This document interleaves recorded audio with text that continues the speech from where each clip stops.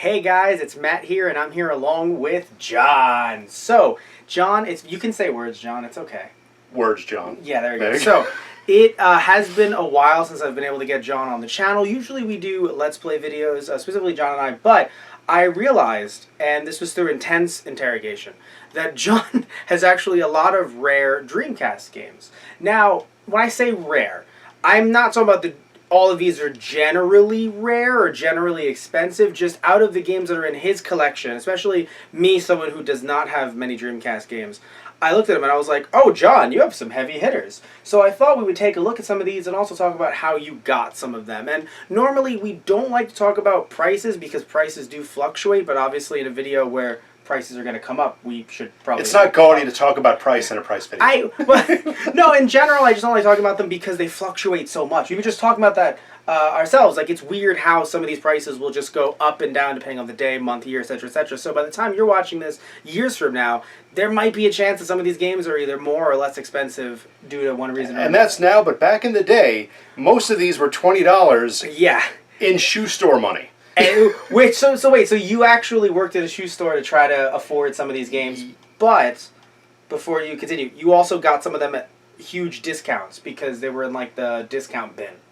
Yes, yeah. Because in true John fashion, I got into the Dreamcast relatively late into its life. It was released in, actually it's going to be 20 years this September, but yeah. I got into it in 2000, the summer of 2001 was when I got it. Right. I was working my first job, which was at a shoe store. Defunct, I assume? Yes, very much so. It was I don't even know if we can say, well, we could probably say that it was Marty's Shoes.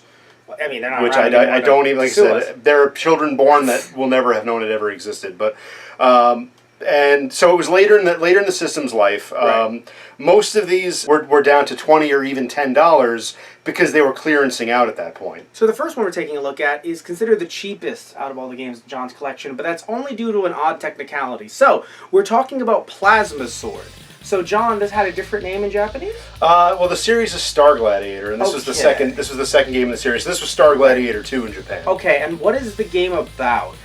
It's another Capcom fighting game. It's 3D, and it's fighting game, but it has a bit of almost a lot of heavy Star Wars influences. Okay. The titular Plasma Sword is basically a lightsaber. All right, I want to take a look at the back of this and the villain. Because by the time you guys are seeing this, I've already played it and there's all this cool footage. Right. So, exactly. But at this time, I have no idea what this is. So so you're seeing on the screen right now, it says $20 to $71. So this is an odd situation where I have a feeling that some of these games, it really depends on the day, who's buying them, and honestly, if there's like these bidding wars that are happening, again, depending on when an item is sold, I've seen some of them for as cheap as $20 US, right? And not even like just only disc only, like full complete $20, and then other ones going up to $71. And incidentally, I think I spent $10 on that one because I think they might have been having a buy one get one half off. Do you remember where you may have gotten it from? They're not around anymore. That was Electronics Boutique. Oh, okay. So I think they were absorbed by another far more widespread company. And again, back to that price for a second. It's just so interesting how these things fluctuate. Now, something interesting because of the fighting game.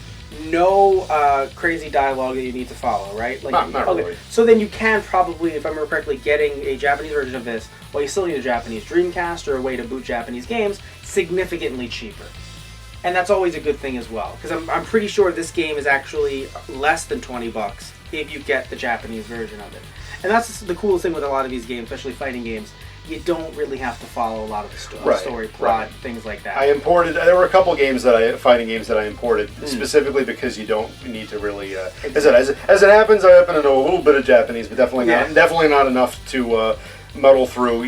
Menu. You can figure out the menus, but but no RPGs. No JRPGs. Unless it's something like Final Fantasy that I played a billion times over. Yeah. Play with my eyes shut anyway. But and the second one we're taking a look at, we've actually played this game on the channel before, Marvel vs. Capcom 2. So this is one that is near and dear to your heart. This was the system seller for me. I basically got the Dreamcast so I could play. If I got no other game but MVC2, I would have been happy. And that one was $70 to $90.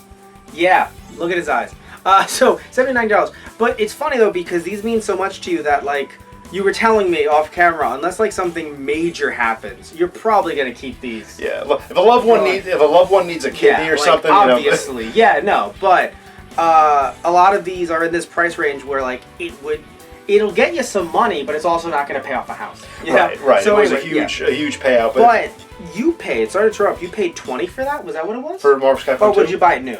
I bought it new, and I bought it for. Actually, no. I think I can't remember if I bought it new. I think I bought it used. Okay. But even used, even relatively late in the system's life, I want to say that I spent like either $35 or $40 for it. Okay, and that's something too people have to remember. Like, unless you're really cashing out and getting this at like $100 or $150, these were still brand new games at the time. So anyway, no, because there's some people who will talk about retro games. They're like, darn, the retro game is $60. Well, that's how much it cost at the time. A brand new game. Fair, a brand new game back then was it was in that era was about $60. Sometimes even $80, depending on if it was a longer game, RPG, double disc, things like that. So or or it came with a fancy accessory, expansion pack, rumble pack, all that stuff. Yeah, and I only bring this up because again, sometimes people think of it and they're like, wow, $70 to $90, and it's like, well, really, if you bought it new at the time, it's only $10 more, right? The cheapest, right. But.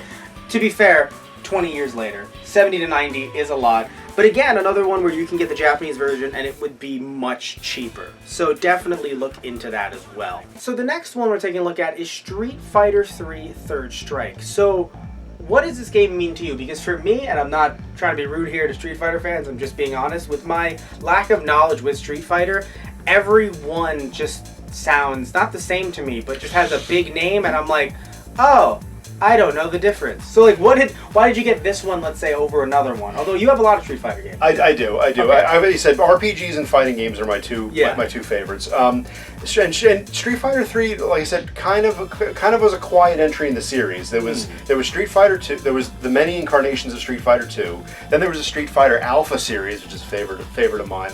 And then Street Fighter 3 kind of snuck in under the radar. And then so what we were specifically talking about was the third version of Street Fighter 3, because like Street Fighter 2 there were several iterations with characters added. For any new fans watching, like new fans as in newer fans of video games, you could argue they're like DLC updates but full games. Right, back in the day where when they wanted to add characters and moves and stages. And we're not saying that a game wouldn't have a full roster, but again, when they wanted to add more, they wouldn't say, oh, it's Street Fighter 4. They might say Street Fighter 3 and then give it a tagline. And then a subtitle or a tagline, right? And they did that with two. Then that started with 2. There was World Warrior, Champion Edition, Champion Edition, Turbo, Super Turbo, and that's just say nothing of the many HD remixes of it and things like that. This is the Street Fighter 2 collection. Wait, you mean collection of all the games, like a second? No, only Street Fighter 2s. It became its own series. And honestly, broad strokes purposes, they were incremental. Third Strike, though, was not just an update to. The first two were kind of updates of each other, where characters were added and things like that. But Third Strike was essentially a new game with a new. Oh, okay, that's cool. With new gameplay added. It wasn't just an incremental update. It was basically a sequel. And as you guys have seen down below, that one is $60 to $70. But again, as always, will probably be much cheaper if you get the Japanese version. And the second to last one we're taking a look at is Project Justice. So, name alone, I'm sold.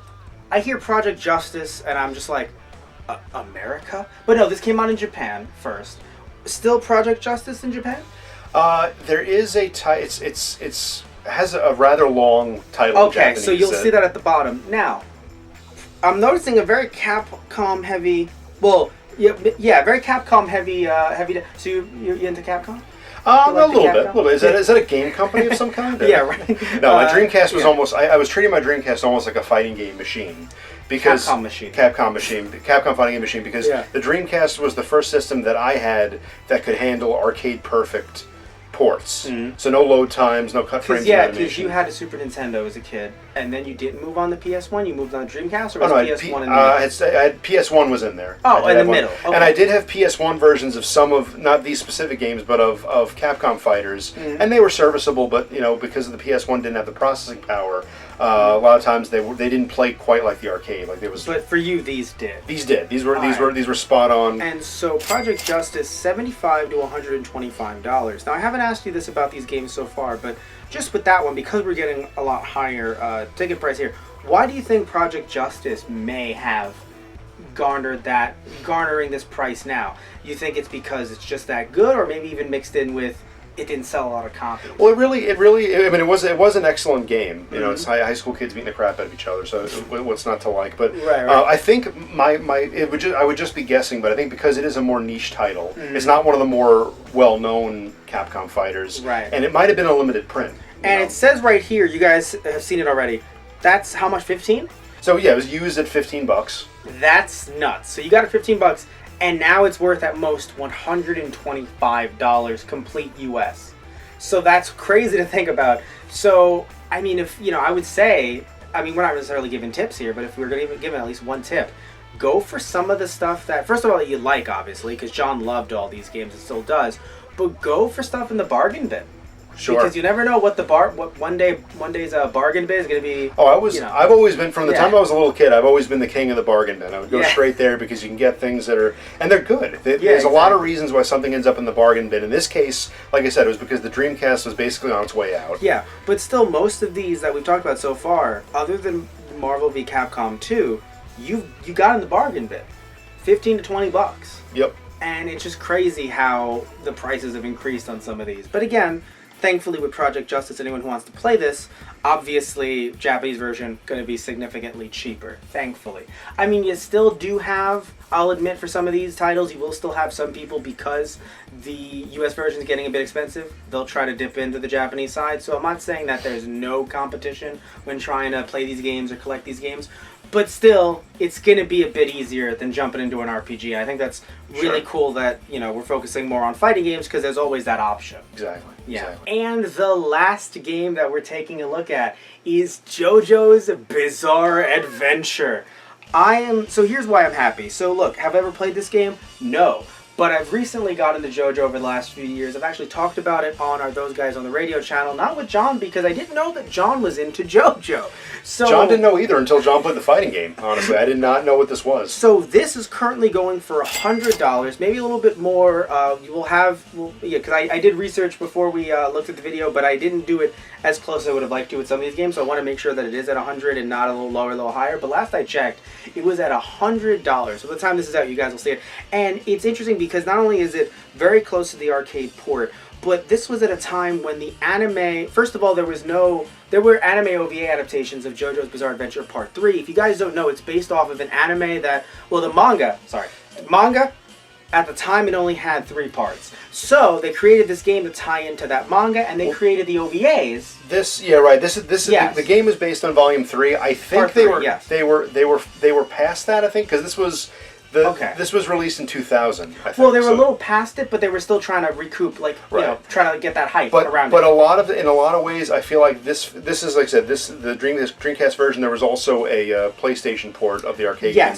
That really brought Americans' attention to the JoJo series, because I didn't even know what it was until I played the fighting game. But this is the thing that's the coolest thing about it, to me anyway, is that while the OVA existed, there was no manga in the US at the time of it. So there's no manga, there's no long-running anime. That actually started in 2012, even in Japan. So all they had was manga, and we eventually got Part 3 in the early to mid-2000s. But even then, it wasn't the best translation, or wasn't the most faithful. And remember, John, it jumped in at Part 3, not 1 or 2.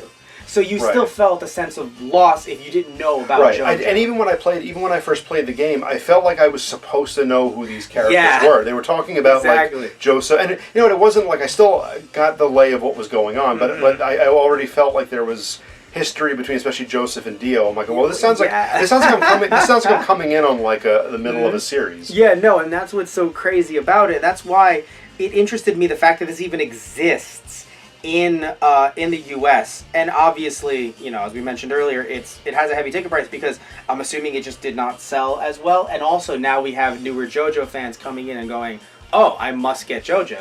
But obviously that increases the prices as well. Again, especially compared to how good of an arcade port it was. But now here's the kicker though. John, how much did you get this for? This, like I said, this was I think a $20 deal here. 20? This man got it for $20. I was half the man. I was half the man I am now, though. Then. Well, I mean, literally 20 years ago. Yes. So yeah, I want to say your luck, John.